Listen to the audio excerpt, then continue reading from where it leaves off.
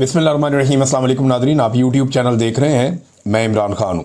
Nadreen, Pakistan में petrol की कीमत रात गए दोबारा बढ़ा दी गई है और मौजूदा जो रजीम है, जाली हुकूमत फार्म 47 के ऊपर बनी हुई, इन्होंने पेट्रोल की कीमत में 10 रुपये का मज़ीद इजाफा कर दिया है। जब इनकी हुकूमत आई थी तो इमरान खान साहब के दौरे हुकूमत में पेट्रोल की कीमत 150 रुपये से कम थी और उसको बढ़ाते बढ़ाते अब ये 350 रुपये तक ले आए हैं और इससे भी ज़्यादा ये कीमत बढ़ाने का इरादा रखते हैं।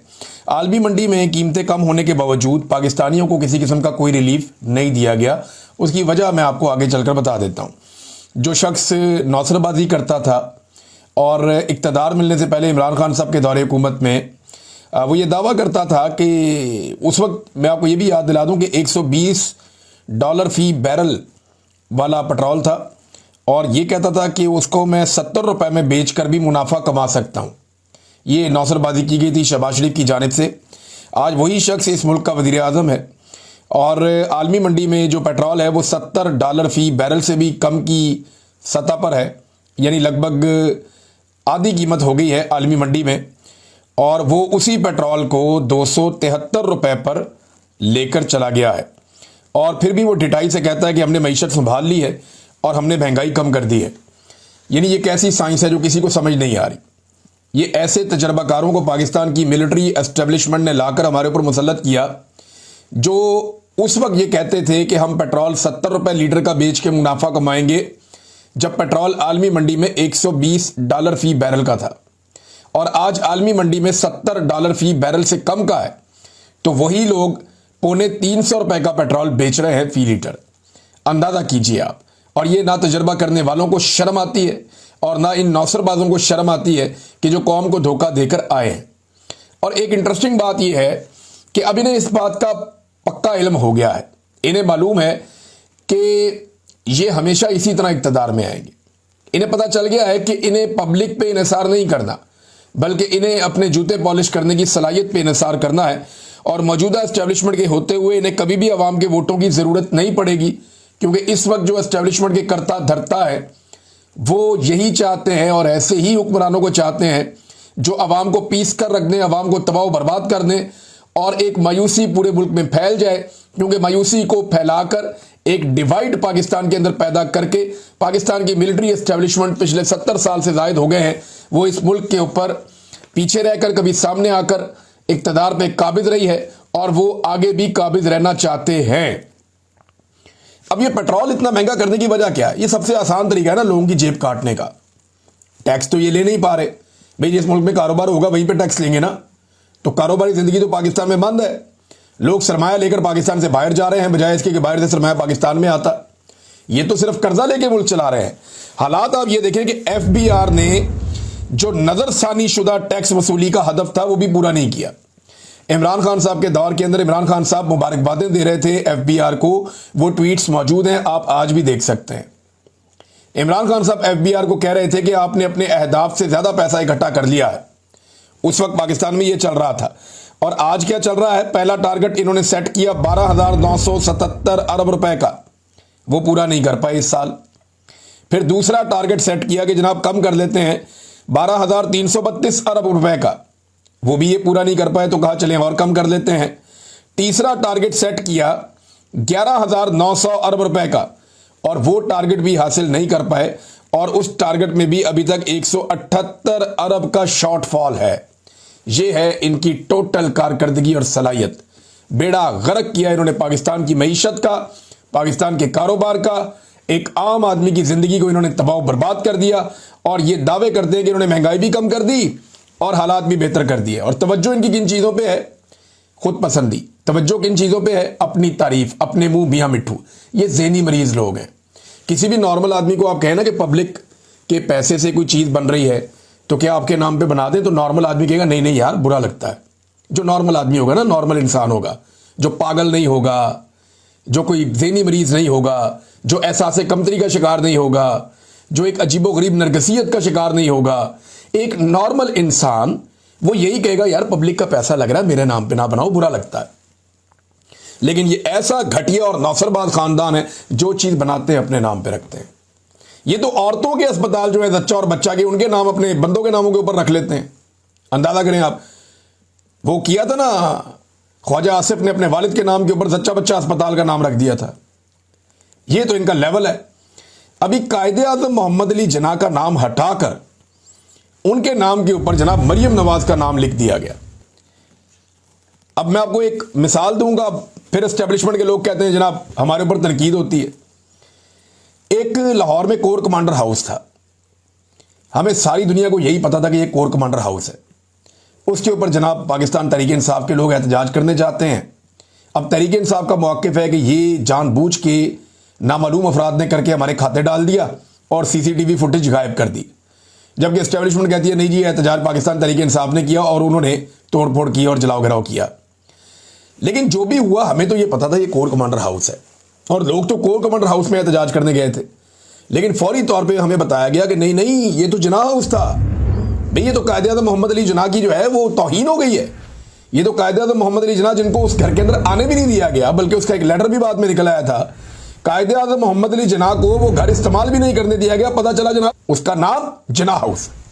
अंदाजा करें अब आप। और फिर उसके बाद जो मीडिया वाले, जो सियासतदान, जो एक्टर्स, जो टिकटॉकर्स, उनको वहां ले जाकर पूरा एक बयानिया तश्कील दिया गया कि ठोक दो पाकिस्तान तहरीक इंसाफ को कि कोर कमांडर हाउस नहीं था, ये जिन्ना हाउस था। वहां इन्हें कायदे आज़म याद आ गए, क्योंकि ज़रूरत के तहत कायदे आज़म रेलिवेंट हो गए।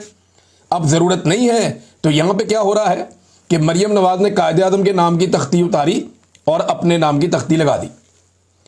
ये मैं नहीं कह रहा, दुनिया टीवी की खबर है, मैं नहीं कह रहा, पाकिस्तान के अंदर टीवी चैनल्स के ऊपर यह खबर चली है कि मरियम नवाज ने तख्ती उतारी। और यह खबर आई कहां से ये भी मुझे पता है। किस शख्स ने प्रिंसिपल को फोन किया और उससे पूछा और उसने कंफर्मेशन दी कि वाकई ये काम हो चुका है, यह भी मुझे पता है। और कौन से सहाफी साथ बैठकर सुन रहे थे, यह भी मुझे पता है। अगर कोई चैलेंज करेगा तो ये चीजें सामने आ जाएंगी। अब मरियम नवाज ने कायदे आज़म के नाम की तख्ती उतरवाकर अपने नाम की तख्ती लगा दी, तो उन बेशर्मों को गैरत नहीं आई जिन्हें जिन्ना उसके ऊपर गैरत आ रही थी। भाई वहां पे तो लोगों को पता ही नहीं था कि ये जिन्ना हाउस है। यहां पे तो सबको पता था कि ये जिन्ना इंस्टीट्यूट ऑफ कार्डियोलॉजी है, उसका नाम बदल के मरियम नवाज ने अपने नाम के ऊपर रख दिया। ऐसे ये ज़हनी मरीज लोग हैं। कायदे आज़म की तस्वीर उतार के अपनी फोटो लगा दी, चिपका दी वहां पे। फोटो लगाने का इनको शौक है और इस पे किसी ने कोई एतराज भी नहीं किया। पाकिस्तानियों के साथ ये जो अछूतों वाला रवैया है ना, ये पाकिस्तान की एस्टेब्लिशमेंट इस बात को याद रखे कि एक दिन उन्हें यह रवैया बहुत महंगा पड़ने वाला है और वो दिन ज्यादा दूर नहीं है। ये जो अछूतों वाला रवैया आप पाकिस्तानियों के साथ रख रहे हैं ना, जो अछूतों वाला रवैया आपने कायदे आज़म के साथ रखा, जो अछूतों वाला रवैया आपने कायदे आज़म की बहन फातिमा जिन्ना के साथ रखा, जो अछूतों वाला रवैया आपने जुल्फिकार दी भुट्टो और बेनजीर भुट्टो के साथ रखा, जो अछूतों वाला रवैया आपने इमरान खान और आम पाकिस्तानियों के खिलाफ रखा, ये अछूतों वाला रवैया आपको बहुत महंगा पड़ने वाला है।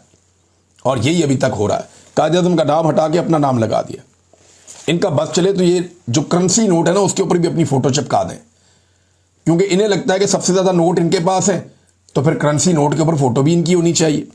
नाज़रीन, आज कुछ बड़े बड़े नामों का बड़ा इम्तिहान है और ये बड़ी ज़बरदस्त खबर है, मैं आपके सामने रखूंगा। और आज के दिन में बड़े नामों का बड़ा इम्तिहान है। ये 16 लोग हैं जो आज के दिन में बैठेंगे। जुडिशल कमीशन का इजलास होने जा रहा है और इसमें वो फैसला करेंगे कि जस्टिस सरफराज डोगर, जो एस्टेब्लिशमेंट की तरफ से एक प्लेयर के तौर पे लाहौर हाई कोर्ट से उठाकर उन्हें लाया गया इस्लामाबाद हाई कोर्ट में, उन्हें चीफ जस्टिस बनाया जाएगा इस्लामाबाद हाई कोर्ट का, या बनाया जाएगा मोहसिन अख्तर कियानी और जस्टिस मियां गुल हसन औरंगजेब में से किसी एक को। अब जनाब इसमें 3 लोगों के नाम ज़ेरे गौर आ गए हैं और जस्टिस सरफराज डोगर को हुकूमत की पूरी सपोर्ट है। हुकूमत चाह रही है कि अपनी मर्जी का जज लगाया जाए, एस्टेब्लिशमेंट भी यही चाह रही है कि अपनी मर्जी का बंदा लगवाएं इस्लामाबाद हाई कोर्ट में, वरना मसला बन जाएगा। क्योंकि इस्लामाबाद में इंसाफ शुरू हो गया तो फिर लेने के देने पड़ जाएंगे एस्टेब्लिशमेंट को भी और हुकूमत को भी। अब इसके अंदर कौन किधर जाएगा, इसके बारे में मैं आपको कुछ चीज़ें बता देता हूँ। इसमें साकिब बशीर साहब हैं, दीगर बहुत सारे जर्नलिस्ट हैं, उनकी अपनी एक राय है। वो ये कहते हैं कि Yahya Afridi, justice Mansoor Ali Shah, justice Munib Akhtar, justice Jamal Khan Mandokhel, Ali Zafar और बैरिस्टर गौर, ये वोट जो हैं 6, ये एक तरफ चले जाएंगे। ये सरफराज डोगर को सपोर्ट नहीं करेंगे, ये 26वीं आईनी तरमीम के नतीजे को तस्लीम नहीं करेंगे। और इसके अलावा जो दूसरी तरफ के वोट हो सकते हैं मुमकिन तौर पे जस्टिस अमीनुद्दीन खान, वजीर कानून आजम नज़ीर तारड़, अटॉर्नी जनरल मलिक मंसूर एवान और सेनेटर फारूक एच नाइक का नाम यहाँ पे उन्होंने लिखा, लेकिन फारूक एच नाइक का आज इम्तिहान है। आगे चलें। मुस्लिम लीग नून के शेख आफ्ताब, खातून रुकन रोशन खुर्शीद और राणा तनवीर हुसैन और एहसन भून, यानी 7 एक बंदे वहाँ पे हैं तो 7 एक बंदे वहाँ पे। इम्तिहान 2 बंदों का है। एक फारूक एच नाइक का इम्तिहान है जो एक दफ़ा रो पड़े थे खड़े होकर floor of the house military courts वाले मामले में। अब वो बताएं ना कि मिलिट्री कोर्ट्स वाला मामला भी किस तरफ सेट किया है। वो तो नहीं रोए, इस मरतबा रोते हुए नजर भी नहीं आए जो आईनी बेंच ने किया है। तो क्या वो मगरमच्छ के आंसू थे? आज उन्हें बताना पड़ेगा कि वो अदलिया की आज़ादी के साथ हैं, आज़ाद अदलिया के साथ हैं, या वो जरदारी की गुलामी कर रहे हैं और उस जरदारी की गुलामी कर रहे हैं जो जरदारी इस वक्त एस्टेब्लिशमेंट की गुलामी कर रहा है।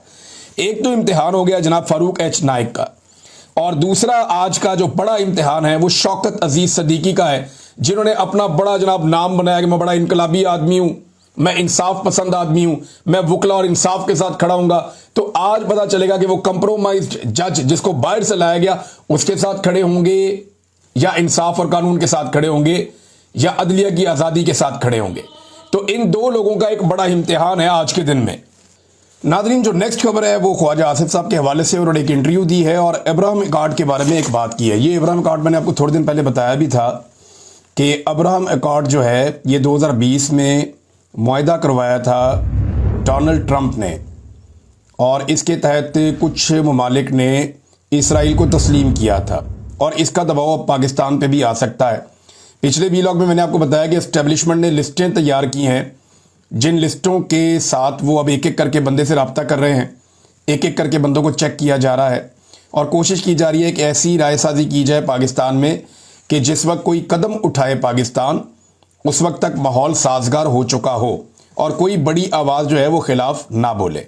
अब नादरीन, इसमें नदीम मलिक साहब के इंटरव्यू में ख्वाजा आसिफ से उन्होंने बात कर रहे थे दोनों। उन्होंने कहा इब्राहिम अकॉर्ड से मुतालिक दबाव आया तो अपने मफादात देखेंगे। क्लैरिटी नहीं है सोच में। इमरान खान साफ कहता था कि मैं इसराइल को तस्लीम नहीं करूंगा, इसराइल के साथ उसको मैं रिकग्नाइज उसको नहीं करूंगा, और उसका रीज़न इमरान खान साहब कहते थे कि फ़लस्तीनियों को जब तक उनका हक नहीं मिल जाता मैं कोई कदम नहीं उठाऊंगा, मैं अपने अल्लाह को क्या जवाब दूंगा। ये था इमरान खान का जवाब। ख्वाजा आसिफ का जवाब देखें कि इब्राहिम अकॉर्ड से मुतालिक दबाव आया अमेरिका की जानिब से तो अपने मफादात देखेंगे, हम अपना फ़ायदा देखेंगे जनाब। मौजूदा सूरत हाल में अगर हम तमाशाई बने और खिलाड़ी ना बने तो इसका नुकसान होगा। आलमी सतह पर मौजूदा सूरत हाल में हम खेल का हिस्सा हैं, ये वज़ीर दिफा की सोच है। वो इसको एक खेल की तरह ले रहे हैं। वहाँ पे 1 लाख के करीब इंसानों का खून बह गया है। रोज़ाना लगभग 80-90 लोगों को शहीद किया जा रहा है, जिनमें बच्चों की बहुत बड़ी तादाद है। और ख्वाजा आसिफ ने एक और बड़ी अजीब बात की, मुझे हैरत होती है कि ये ऐसी मुनाफकत कैसे कर सकते हैं। उन्होंने कहा कि मुसलमान ममालिक पर तनकीद करते हुए कहा कि रोज़े क़यामत जवाब देना होगा मुसलमानों को, पूरी उम्मत को, फ़लस्तीनियों के साथ खड़े क्यों नहीं हुए। मगरबी ममालिक उनके साथ खड़े हो गए मगर मुसलमान खड़े ना हो सके।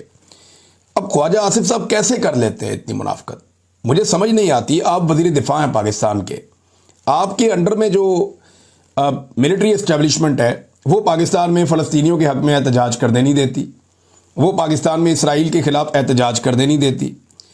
यानी जो आदमी एक बेवा औरत की सीट छीन कर आकर असेंबली में बैठे और वज़ीर बन जाए, उससे आप क्या तवक्को कर सकते हैं इंसाफ की और सही बात की। देखिए, पाकिस्तान में 2 ऐसे बड़े सियासतदान हैं जो इस वक्त बुजुर्ग ख़वातीन से सीटें छीन कर उनके ऊपर जुल्म और जबर करके असेंबली में आकर बैठे हुए हैं। एक का नाम नवाज शरीफ है और एक का नाम ख्वाजा आसिफ है। वैसे तो हमजा शहबाज भी आलिया हमदा की सीट छीन कर आया, और इसी तरह चौधरी शुजात का बेटा भी परवेज़ इलाही की अहलिया कैसरा इलाही का जो है उनकी सीट छीन कर आया। तो सीटें तो और भी ख़वातीन की छीनी गई हैं। वहाँ पे जो है अटक से मेजर ताहिर सादक की बेटी जो है ईमान ताहिर, उनकी भी सीट छीनी गई है। लेकिन ये जो 2 बड़े जीरक और पुराने सियासतदान हैं, नवाज शरीफ और ख्वाजा आसिफ, इन्होंने बड़ी बेशर्मी और ढिठाई के साथ 2 बुजुर्ग ख़वातीन की नशिस्तें छीनी है और उनके ऊपर जुल्म और जबर करने में कोई कसर नहीं रखी। अब जो आदमी एक खातून की सीट छीन सकता है वो कुछ भी कह सकता है।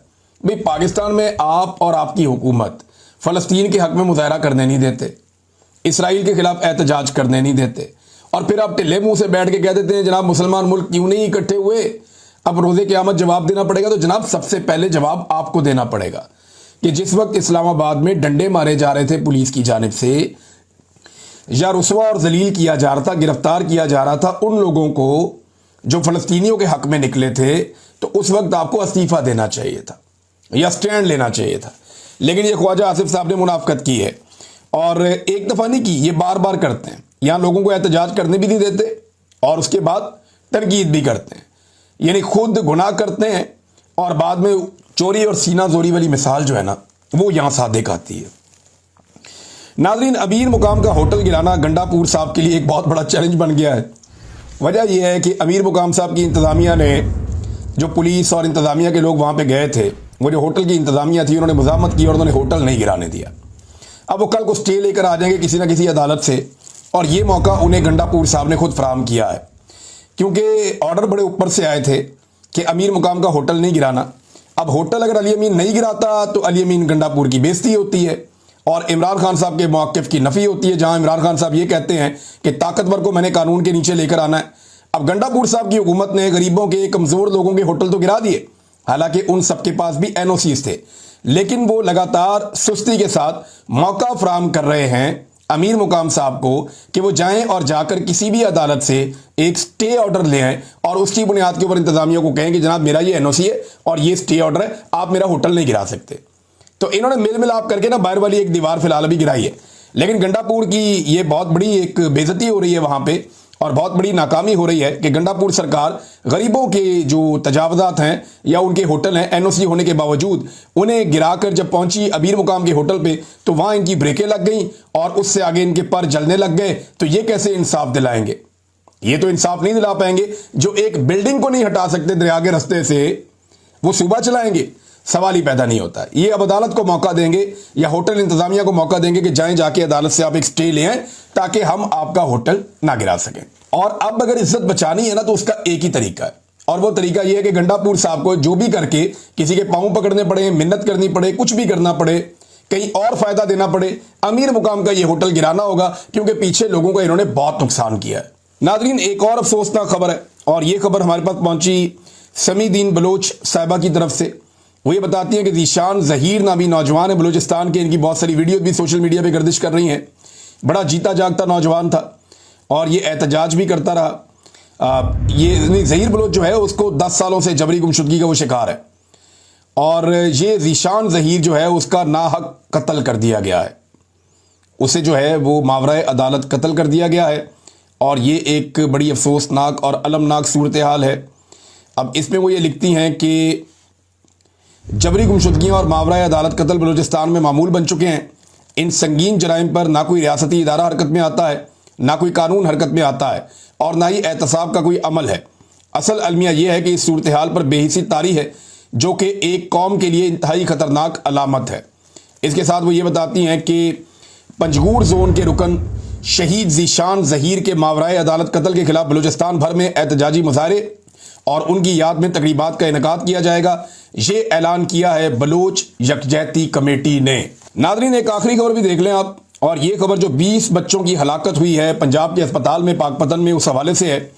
यहाँ पे हमारे पास 2 अलग अलग खबरें हैं। एक तो जो इंक्वायरी की गई है उसमें क्लीन चिट वो देनी थी, क्योंकि मरियम नवाज अपने खाते तो नहीं डाल सकती इस जुर्म को, और इंक्वायरी के मुताबिक डॉक्टर्स और नर्सेज को क्लीन चिट दे दी गई। वो कह रहे हैं जी बच्चे नौमौलूद थे और क्रिटिकल कंडीशन में लाए गए थे, और ऑक्सीजन सिलेंडर की कमी साबित नहीं हुई, और जनाब खसरा से किसी बच्चे की मौत नहीं हुई। 16 जून को 4, 17 जून को 3, 18 जून को 3, 19 जून को 5, 20 जून को 2, 21 जून को 1, जबकि 22 जून को 2 बच्चे जाँ बाक हुए। और अस्पताल इंतजामिया पर इल्ज़ाम है कि अस्पताल इंतजामिया ने ही, जिन पे इल्ज़ाम है उन्होंने इब्तदाई इंक्वायरी कर ली है। लेकिन आप इंटरेस्टिंग बात देखें कि ये चंद दिन पहले का एक लेटर हमारे सामने आया। ये अस्पताल के अमले की जानिब से MS को एक लेटर लिखा गया था। ये लेटर अब गर्दिश कर रहा है सोशल मीडिया पे। इसके नीचे आप ये मोरे शोरे भी देख लें, आपको नज़र आ जाएगा। इस लेटर में ये पोस्ट किया है मोहम्मद उमैर साहब ने। अच्छा जी, अब ये लेटर के अंदर लिखा है 4 जून के बाद ऑक्सीजन की डिमांड पर एक दस्तखत नहीं हुए, और दस्तखत ना होने से ऑक्सीजन की सप्लाई का अमल मुतासिर होने का खदशा है। अब ये आप अंदाज़ा करें कि वो पहले बता रहे हैं कि ऑक्सीजन की जो डिमांड है उसके ऊपर दस्तखत नहीं हो रहे। दस्तखत ना होने की वजह से ऑक्सीजन की जो डिमांड है वो पूरी नहीं होगी और सप्लाई रुक जाएगी, ये उन्होंने कहा। और यही बात जो वर्षा हैं बच्चों के, वो ये कहते हैं कि ऑक्सीजन अवेलेबल नहीं थी और अस्पताल इंतजामिया की गफलत की वजह से बच्चे फौत हुए हैं। अब इसके ऊपर जो है वो जुडिशियल इंक्वायरी करवानी चाहिए या कोई ऐसी इंडिपेंडेंट इंक्वायरी जिस पे लोग भरोसा करें। ये इंसानों के बच्चे हैं जिनका कत्लेआम हुआ है। अपने बच्चों को तो ये परों के अंदर रखते हैं, अपने बच्चों को तो 7 पर्दों में छुपा कर रखते हैं। नवाज शरीफ ने एहतजाज का ऐलान किया तो मरियम नवाज को कहा कि अपने बच्चे लेकर बाई एयर चली जाओ, और मरियम नवाज ने लिख दिया बाप का हुक्म। तो अपने बच्चों को तो ये छुपा छुपा के रखते हैं और लोगों के बच्चों के लिए ये जाली इंक्वायरियां भी करवा देते हैं। अंदाजा करें आप। अब तक के लिए इतना ही, अपना ख्याल रखिएगा, अपने इस चैनल का भी। अल्लाह हाफ़िज़।